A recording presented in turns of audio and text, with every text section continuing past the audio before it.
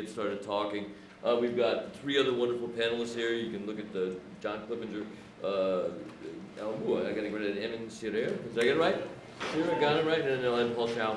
But let's see if we can get Vinny on from San Diego. Vinny, can you hear us? Hey, I can hear you. Can you hear me? Yeah. Good. Well, I'll give you a quick intro, then let you roll. Vinny can do his own intro. I mean, the title of this is Bitcoin, the blockchain, and the potential disruptive effects on commerce, IDs, and IPOs. So that's pretty broad. Can you all hear me? I got to be on here for posterity. So anyway, and certainly part of that disruption is something that Vinny was closely involved with. So I'll kind of kick it over to Vinny since I'm not sure how long the connection is going to last. Hit it, Vinny. You good? He froze. Uh-oh. All right. Did I do that? Can you hear me, guys? Yeah, okay, good. Okay, I think you're on, Vinny, so I'm just giving you the intro, so. What do you want to do? You want to? Well, why don't we have the panelists sit down here, and we'll play it by ear a little bit, because this could be a fun aspect to it, but this topic is capacious enough, and the B words of Bitcoin and blockchain are broad enough that we're going to have a good conversation, whatever. Hey, I'm back. All right, it's your dime. Go ahead, man. Hey. Well, first, I'd be remiss not to mention that since Jay is such a glory hog, it is my 11-year wedding anniversary today, so I do deserve a round of applause for that. Drinks off. And second, yeah, I can hear you guys okay. And did you ask for an introduction? Is that what it was? Yeah, give me a little intro, and then basically, since we're not sure how stable the connection's going to be, just let you go and sort of tell your story, and then if we can keep you involved, keep you in line for the rest of the conversation, great. Okay, yeah, your audio is coming in and out. But yeah, I'm an FBI agent. I've been an FBI agent for about 11 years. Okay. I got to speak to the eyeball. Can you hear me now? Yeah, much better now. Good, okay, I'm talking to the eyeball. So anyway, I'll give you an intro, I mentioned your involvement, and I'll pretty much kick it over to you since, like I said, this connection is strong. So carry on. Okay, yeah, I've been an FBI agent for about 11 years now. I worked organized crime for about 7 years in New York, and then made the transition over to what I see as the new organized crime, which is the cyber deep web threat. And I got involved in the back end of Silk Road 1, and I was the trial agent for that. And then I was simultaneously investigating Silk Road 2, and which culminated in the arrest of a second subject also out in San Francisco. And now it seems like I just go city to city, country to country, doing these types of talk. The fact that you're walking around is a little disorienting here, Mike. But anyway, so tell us a bit the kind of talk. Give us a bit of that talk into the. There we go. Still there? You back? There you go, much better. Yeah. So if you can give us a bit of that talk under that theme of Bitcoin, blockchain, and the potential disruptive effects. You've seen one end of that, so why don't you talk a little bit through that, and then we'll segue into the other folks on the panel. So I think that's a matter of perspective, right? Whenever I talk to large banks, they're very concerned about Bitcoin's potential disruptive effects. But when I talk to someone who doesn't otherwise have access to a checking or savings account, or doesn't like to pay large transactional fees, they're worried about the banks, disrupting the Bitcoin economy. So it's a complete matter of perspective. I think one of the biggest misconceptions from the Silk Road 1 trial was that the government had an issue with Tor, and that the government had an issue with cryptocurrency, specifically Bitcoin. And that was frustrating for me because I'm a big fan of both. As Jay had mentioned earlier, that we're citizens first. I was a citizen, am a citizen long before I became an FBI agent. So I am concerned about my privacy, and I am concerned about maybe being in a situation where we're too dependent on large financial institutions and we're getting kind of ripped off when we shouldn't. So I think Bitcoin has the absolute potential to disrupt the financial industry as we know it now. But the bigger question is what we're doing now, is paying the interest fees we're paying now, paying the transaction fees and the transfer fees we're paying now, is that really the future of money? I never imagined as a kid that by the time I got to be 60 years old, that we'd still be walking around with wads of paper in our wallets as currency. I think that's that is not where the future is. And so when you look at something as robust as Bitcoin and cryptocurrency, it's pretty amazing with what you can do with it. And it's anonymous. It's no more anonymous than cash, and in many ways, it's way less anonymous than cash. We were able to show that at the trial. So I think it's probably a good point. Let's hope the connection stays good, because the one good thing is it's sunny here, so we don't quite feel so jealous looking at your pictures. But why don't we go through each of the panelists? We'll give an intro. So Emin, why don't you just kick off, and then talk a little bit about this theme, and then we'll work our way through John and Paul, because each of them is involved in different ways. Sure. Let's see. Everyone can hear me? So I'm a professor at Cornell University. My expertise area is distributed systems. I am in the Department of Computer Science. So I have a very nuanced and kind of a complicated position when it comes to Bitcoin and cryptocurrencies. Let me try to sort of tell you about it very, very quickly by telling you my story. So I started out in the peer-to-peer system space, where we look at typically taking a service that is centralized and building it or decentralizing it. And from that space, I ended up stumbling onto cryptocurrencies, and I believe I have one of the earliest implementations of a distributedly minted currency called Karma from 2004. So those of you who know the Bitcoin story know that Satoshi's white paper came out in 2009. So I, of course, published academically and did not manage to tap into the same social phenomena that Satoshi managed to tap into. So 5 years later, when I saw that Bitcoin was taking off, I and my postdoc collaborator, Itai Eyal, we looked closely at Bitcoin. And I have the funny distinction of having found one of the, I think, the biggest known problem with mining to date. I will not bore you with the details, but it's a way by which, by not following the Satoshi protocol, but doing something slightly different, you can make more money than your fair share.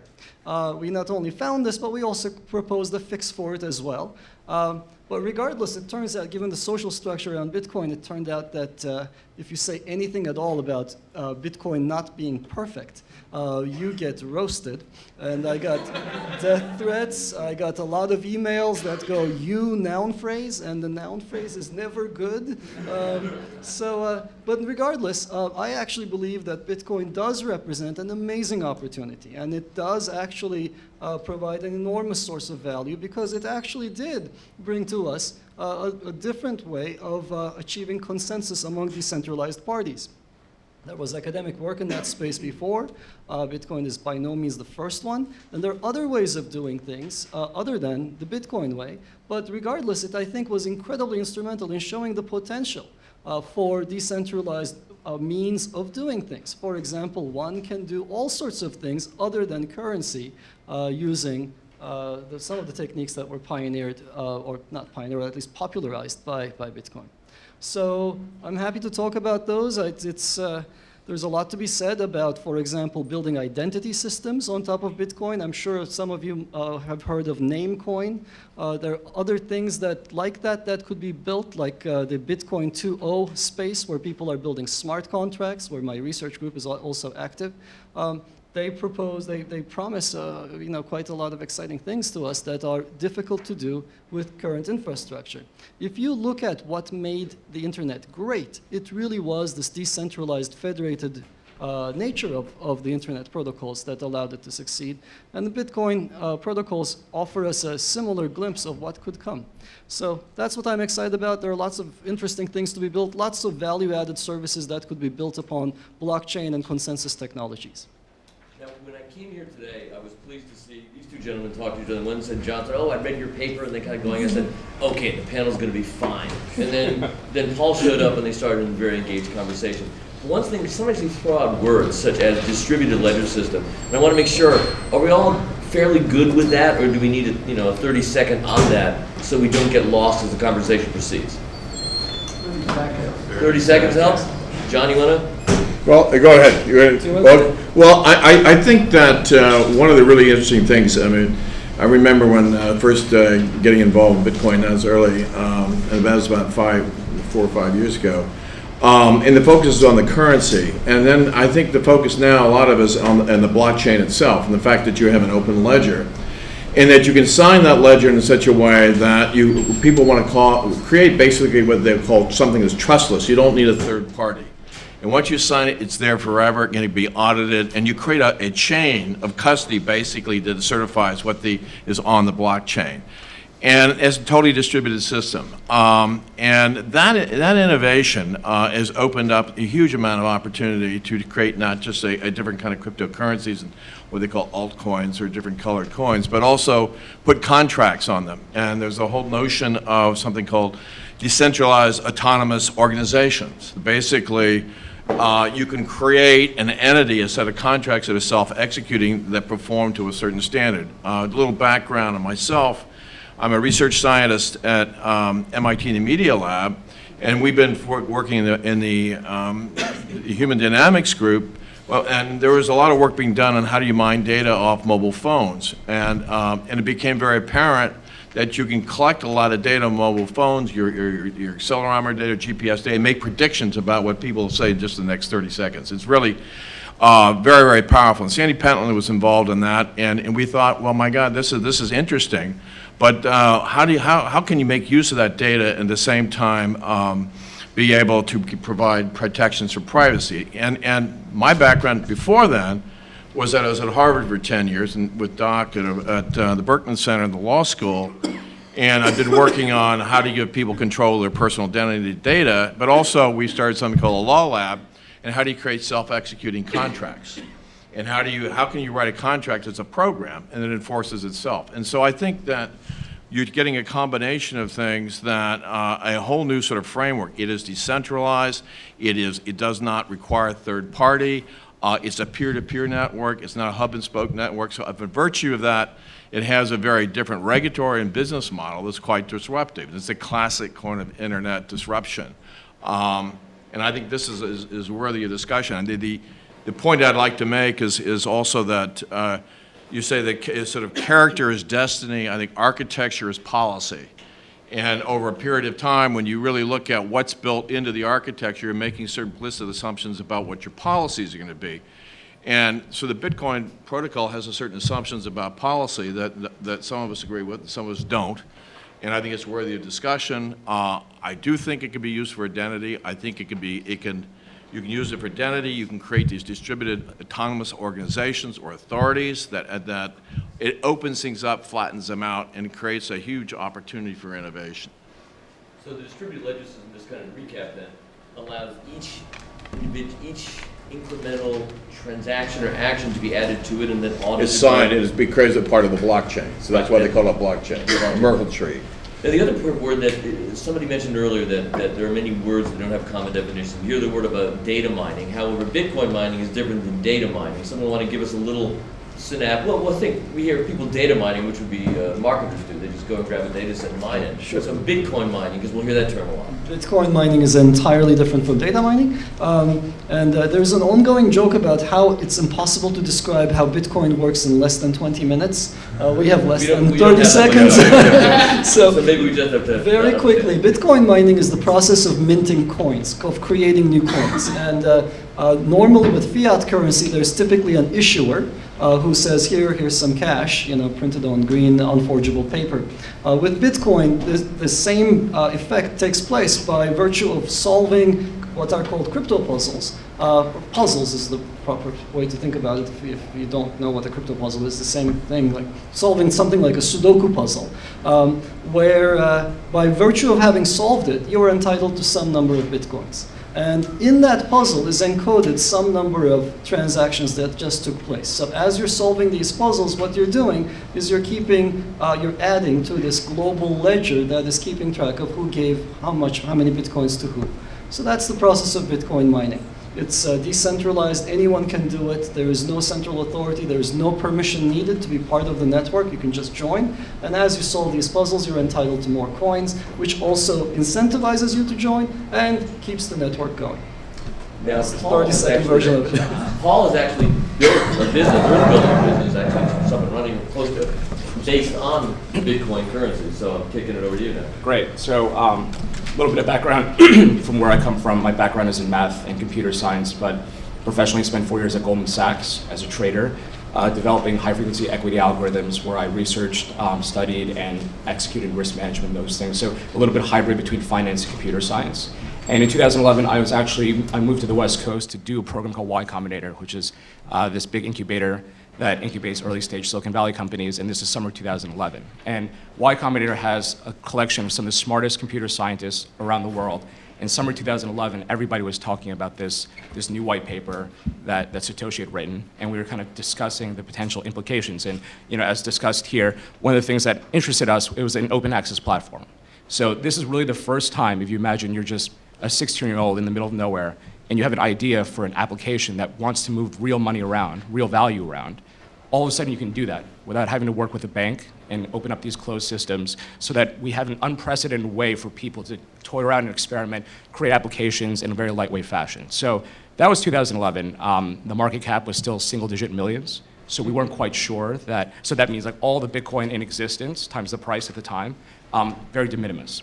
So we weren't quite sure whether it was going to work or not, and we took a wait-and-see approach. And this is sort of what I was discussing with John before. Bitcoin, people talk about it as a currency/commodity, and also the blockchain, which is the ledger technology. But I think the third piece that's often underappreciated is that Bitcoin is also a strategy. It's a strategy on how to bootstrap a distributed ledger, right? And that's a key point, because you can have a lot of protocols. It doesn't mean people are going to use them. So you can define a friend protocol as in, I send a friend request to John, and he either accepts or he doesn't. And if he does, then all of a sudden we're connected. It doesn't mean that there's going to be a billion-plus person social network built around that. There's a strategy around it. Where do you start? How do you incentivize people to use it? And Bitcoin was very clever in the way that it gave very large early mining rewards for those people that were willing to take the risk, which at the time was just running a laptop on the side, so very low risk in a lot of ways. And organically, what we saw from 2011 to today is a global network of miners, these individuals and organizations that listen to transactions that people want to do and encode them in the block, in memoriam. And essentially what happens is that organizational structure is enormous now, right? So 4 years later, we work with companies that are now moving tens, if not hundreds of millions of dollars, US dollars worth of Bitcoin a month. And we're starting to see a scale that we haven't seen before. So 5 years ago, maybe some merchants were taking Bitcoin. Today, more than 60,000 merchants take Bitcoin. Right? Dell, Microsoft, Expedia. That was never something that we would have imagined in 2011. There are now more than 5 million wallets created around overseas for individuals to get access to Bitcoin. So the bottom punchline is that it does look like it worked. The bootstrapping strategy worked. The blockchain technology proved itself useful. And so what I'm doing, as mentioned, is we started LedgerX about a year and a half ago to be the preeminent US-based, US-regulated derivatives exchange for Bitcoin.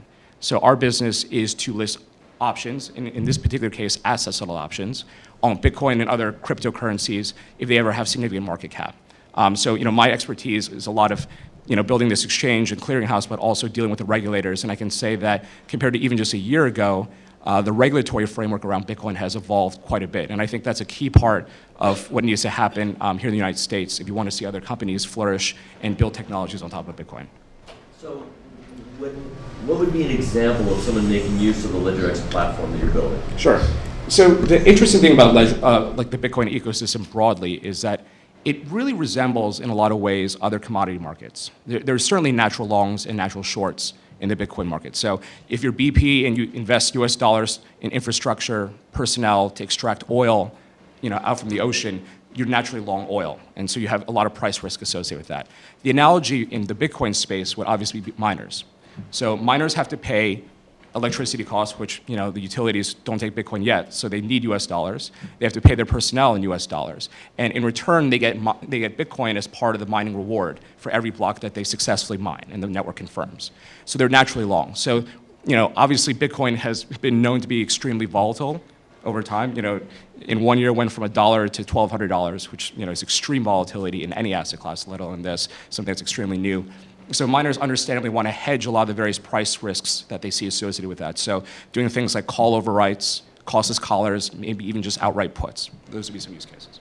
So essentially making bets on the value of the currency itself. Or hedging too. Some will be speculators who have a very strong view that Bitcoin's going up. And if you're a skeptic, which a lot of people are, there's nothing wrong with that. This would be the first time that a federally regulated platform would allow you to take a bearish bet on Bitcoin. It's very hard to short Bitcoin as it is right now, or just natural hedging too. So, but we talked earlier in the conversation, I've heard one of the other things, as I started to learn a bit more about it, because I had 20 minutes, was the use of this same technology, not necessarily the Bitcoin technology, but you mentioned self-executing contracts? Contracts, yeah. Take us a little further with that and how the Bitcoin technology might facilitate such things. Well, distributed ledger, excuse me. Well, I mean, there are a number of startups and companies that are looking at how to create what they call smart contracts, or they call DAOs on top of the ledger. So there's a group called, it has its own blockchain called Ethereum, and they're developing a scripting language for writing contracts. There's Counterparty is based upon on the Bitcoin protocol. There's another one called Eris. There's something called smart contracts is on even another blockchain. So there's a lot of innovation that people are exploring in terms of sort of how do you write a contract, or how do you write some kind of oversight, somebody that'll execute a set of rules that can be provably complete. And then one of the examples that we're looking at is how do you create an escrow account. So you basically put coins in, and if people do something, you release it under some kind of condition. And you could have calls, and then you could have that condition related to certain external events, and then when that happens, then you release the coins. And you don't need any actual living authority to do it. It's an autonomous, it's a decentralized authority.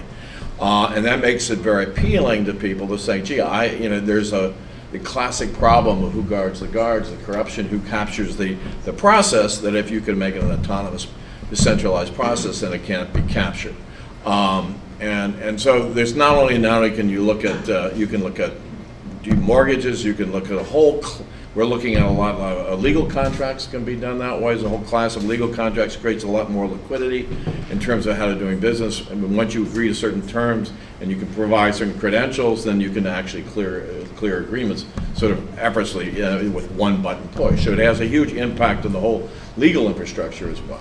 So let me also bring out some of the coolness of the technologies involved here. So, and I think coolness. So I think the best way to do this is by analogy to some closed platforms and open platforms. I think the main value that Bitcoin brings here, or in fact not just Bitcoin, but any blockchain-based decentralized platform brings here, is the fact that the platform is open. So if you were to think back to the times when we had closed technologies, and I think the best example is probably the monopolies we had in the telecom space. We went for decades with very, very little innovation, and as soon as the platforms were opened, as soon as the endpoints were actually able to be modified by anybody, then suddenly we had an explosion, and there's an app for just about everything under the sky now, compared to, say, 20 years ago, where phones were phones, right? So it's a similar thing when it comes to payments, that we're going to have, I think, once the incumbents that we saw actually earlier today. I think right before lunch there was a who's who up here of payment systems, and they're all closed proprietary systems. You have to pay to play with them, and you have to pay to play with them on their own terms. The nice thing about blockchains and similar technology, consensus technologies, is that the platform is open. The rules are enforced by everybody on everybody else. There is no one person guarding the henhouse, so to speak, but everybody is checking. That rule is to solve the algorithm in mining the coins. Right, so it's a combination of rules, the core of which is the mining algorithm, which is keeping tabs on everybody, that I'm making sure that no participant is creating coins out of the thin air, that nobody is adding or is doing something sort of unwanted. So that ability to just build on top of this platform is what makes this so promising. Now, there's been a talk, now Vinny, you still here? Have you been able to hear what's going on? Maybe not. I can hear somewhat. I can hear you very well, but I can't really hear. So there's been a Yeah, lot so of if you discussion get the mic. There's been a lot of discussion about alternative, well, primarily focusing on currency uses. To be fair, when we took a talk about it, you said you go around a lot speaking to folks about your experiences. Where has the focus been? Has it been primarily in the Bitcoin currency or other uses of this technology? Well, obviously for what I do for a living, the conversations I have about Bitcoin with other people really focuses on, the criminality behind, most of the people who use it, or many people who use it, which is a real problem that I think it does have such a negative connotation, but I think deservedly so. If you were to look at the majority of people using Bitcoin, you have one group that's trying to hoard as much of it as they can. They're not spending it on legitimate things very often. And then you have another group that is spending it faster than they can get it on illicit goods. So with the focus on the dark markets like Silk Road 1 and Silk Road 2 and other sites like that, people have found it to be a very good tool to use to purchase those types of things with a higher degree of anonymity than, let's say, ordering it using PayPal or a traditional checking or savings account. So I get to see a lot of the bad side of it, but that's why I usually like to start off by telling people that I think that's probably why people believe that it's inherently bad. And this had come up during the trial about whether Bitcoin is good or bad, or whether Tor is good or bad. And my answer was, well, is your car good or bad? You can use your car to drive to work. You can drop your kids off in your car, or you can go rob a bank with your car. It's simply a tool, and it all depends on how you use it. So that's the context that I usually see it in, which is usually to purchase, illegal things. But there is a legitimate use for it. There can be a very big legitimate use for it that I'm hoping people will invest more time and money into. One bit of conversation that came up earlier prior to this was talking about whether there's one coin that will come to dominate, whether it's the Bitcoin currency, or whether there's others. We've heard about, spacing out it right now, but with many of them. But so, who would like to take that one? I know there's discussion about, you earlier in the conversation, you were talking about, you're sort of big on bullish right now on Bitcoin as the one. Yeah. So this will this is sort of like a controversial topic within the cryptocurrency ecosystem, whether because Bitcoin in the end is simply software. So you can always fork software. You can have different versions of Bitcoin that has slightly different implementation details, very drastically different implementation details. So the question is that, well, what is it going to look like 10 years from now? Is there just Bitcoin, or is there maybe 3 main coins that all have different engineering trade-offs? My personal view is that Bitcoin will come to be the dominant one. I think it's too far ahead, and there are definitely network effects and first mover advantages for something like this in terms of adoption. The good thing that we're seeing is that you can use more exotic technologies called sidechains. So you can do things like use Bitcoin and then kind of attach something else that has a different set of rules, still located on the blockchain, and then innovate on there. So I think that's really what we'll see if I had to guess, rather than Ripple, Bitcoin, Litecoin, like Dogecoin. There's like a million of these things out there. We also have to be careful because when people's monies are at stake, it becomes a big deal to have 10 or 12 different coins. They start to look like Ponzi schemes at some point, right? You can start to write your software and then be the first to sell it to all your friends and family, and then the thing goes to zero. That's pretty much a Ponzi scheme. So we have to be very careful about how a lot of this stuff looks in the future. I heard a laugh of this. Go ahead. Let's put a little controversy in here. I think that if you talk to some of the Bitcoin core developers, there are those who will say that it's not scalable, and there are also, and then you have the Bitcoin Foundation itself, which is now sort of on the ropes, and MIT has taken over, and taken some of them in, and so it's not exactly clear what the developers, who manages the forks, who's going to sort of be the stewards of this. And then there are those who will argue that the proof of work, which is very expensive, that is not required. At some point, you're going to get it, and there are other consensus algorithms that can be used. And so I don't think in the community it's a closed thing. There's another currency, for example, called Zero Cash, that provides a base coin or zero coin that is absolutely is anonymous, which is the Bitcoin is not totally anonymous, or you can play with it. So there is some uncertainty in this world as to what the future will be, and I do from some of us look at there's a certain architectural point of view that you bake into the premise of Bitcoin, that you have sort of everything is priced in some sense. So it's a transaction, and that's sort of a Chicago school, and you have a sort of a private goods incentive system versus a public goods incentive system, and you can say, well, is that really what we want? And so I think these things are evolving and not totally resolved. So, I think we'll let you complete and then we'll move into the questions. So Sure. get your questions primed. I've been prompted. okay, so on that note, here's what I think about the future of cryptocurrencies. So, so from a technologist's point of view, the technology has both some really, really strong sides to it as well as some weaknesses. So what are the weaknesses? Some of them got mentioned. One is the fact that the current technologies don't scale well. They don't, they have long latencies to confirm transactions. They don't really scale well to large numbers of transactions per second. We had the Visa representative up here. Bitcoin cannot compete. It's maybe off by a few orders of magnitude, at least at the moment. Now, there are technologies in the works, like sidechains, which Bitcoin proponents bring up immediately when the topic comes up. But these technologies are not actually concrete. They don't actually exist as far as I can tell. So, but here's what I think is going to happen going forward. The technology has to evolve. There's something really valuable in there, but there are some shortcomings. And as it evolves, it's going to actually end up changing shape quite a bit. My group is actually doing research and making Bitcoin scale up. There's lots of other efforts in this space.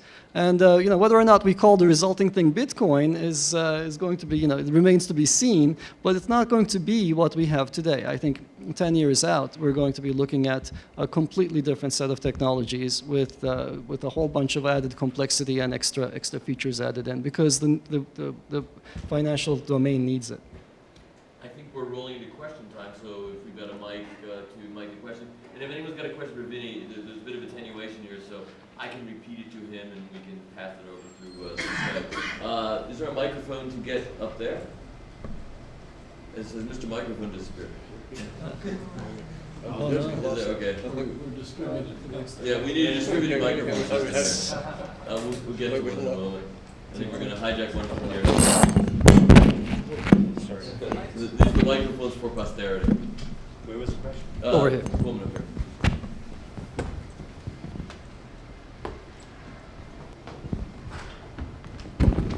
Hi.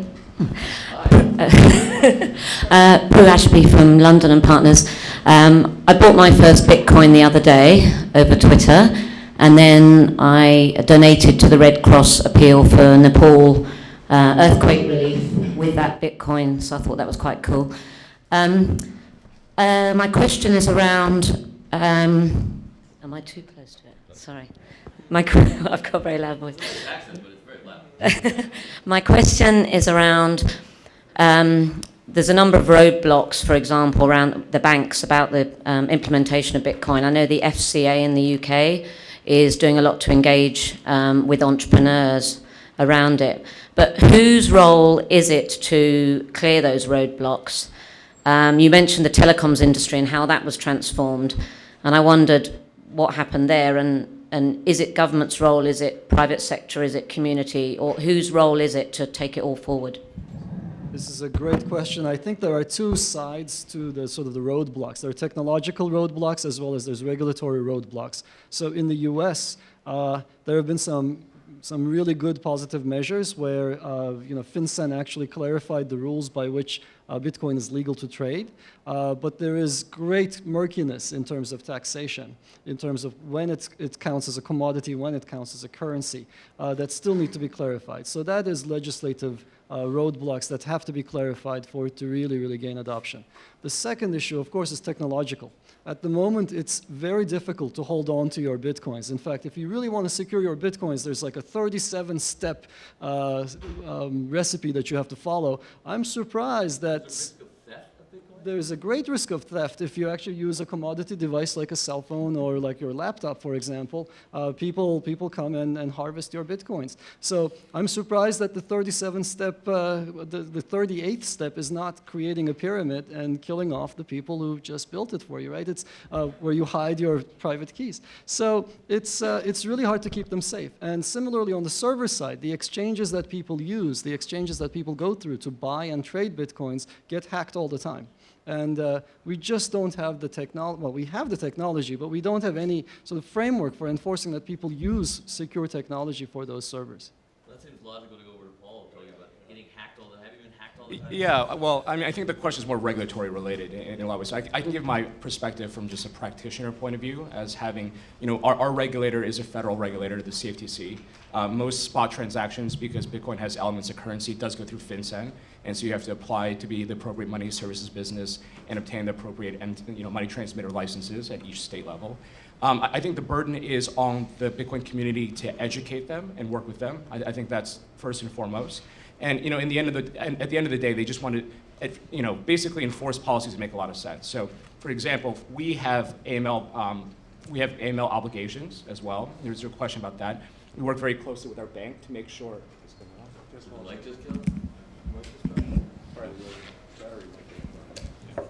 It's had a long day. We want to test those batteries. And so, what we've done is we're actually starting to do that education ourselves. So, for example, we worked with Ernst & Young, and they audited our AML policies that are Bitcoin-related for our exchange that's going to do Bitcoin-related transactions. And, we hold ourselves to a very high standard. I think the community needs to do that for all types of transactions that involve Bitcoin and work with the regulators so that they understand it. Yeah.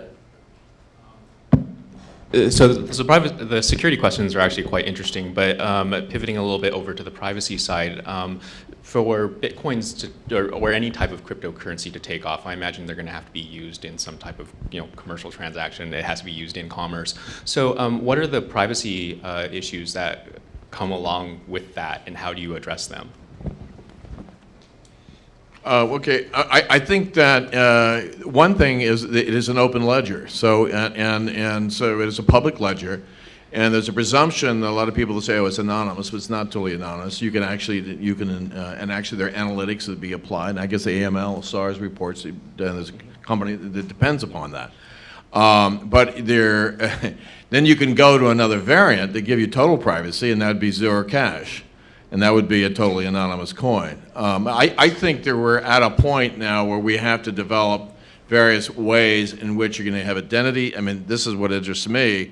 You're going to have identity systems. You're going to have a whole set of policies for regulate who gets what access to the information. You can have things you can have a synonymous authenticated identity. You can have criteria for basically using techniques like zero knowledge proof. In other words, you can host something not knowing what it is and then release it under a certain provision with the right kind of warrant. We did develop a notion of the Windhover principles on identity and data and trust, and that's sort of the premise that underlies that. So you can have a principled way of providing oversight and enabling this to go, but at the same time, with the right conditions of probable cause, you can get access to PII and know the customer. So I think actually the technology opens up. A lot of the zero knowledge proof technology, multi-party computation technology, opens up new ways of dealing both with privacy and security and oversight in ways that really people weren't thinking about several years ago.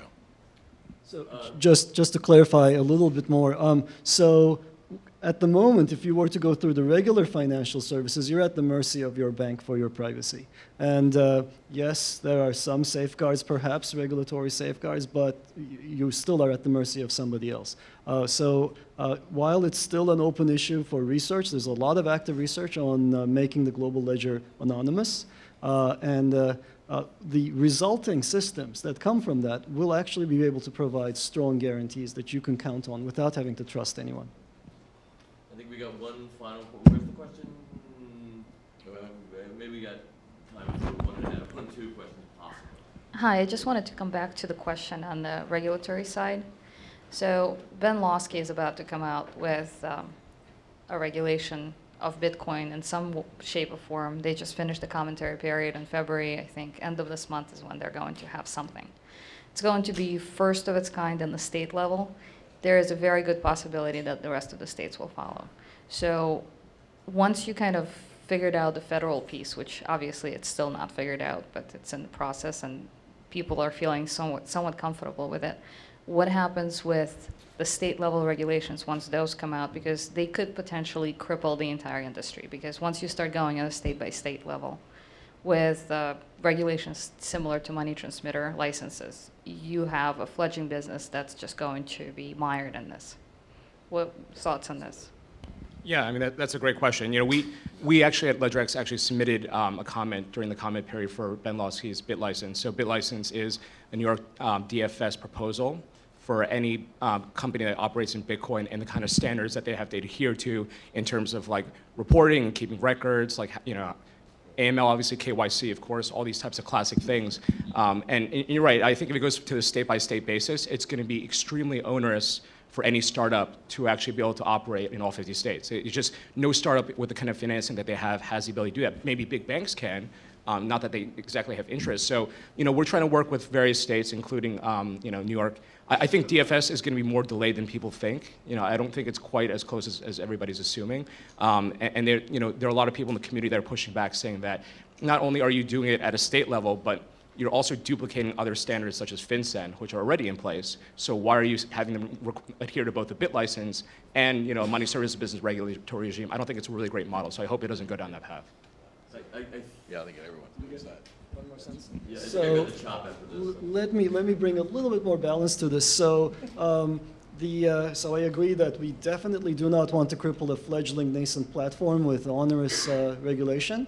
That's on the one side. But on the other side, if you think about what really prompted this, is essentially the Bitcoin community's failure to regulate itself, to actually keep back on the different scams that have plagued the entire industry. There are many, many coins. I think Paul actually mentioned some of them. There's Paycoin, for example, that was known to actually have issues for a long time. There have been many, many scams of different kinds. In fact, it's very, very rich in this space. Bitcoin is very rich in different kinds of scams you can have. So if the community is unable to regulate itself, then of course the regulators will have to step in. They will feel compelled to step in. So there is so while I agree that the regulation should be kept to a minimum for a new industry, there is a corresponding responsibility to keep the scammers at bay, to actually try to push back on them. And we have to wrap it up. I actually can't resist. Self-regulation is very hard. Look at 2008. I want to thank very much out in San Diego, panelists here, everyone. Thank you very much. Thank you. Go to NYPay.org and join NYPay. Thank you for that. I had to print it. I love NYPay. I'm a member too, so I would encourage that. And thank you for the panelists here.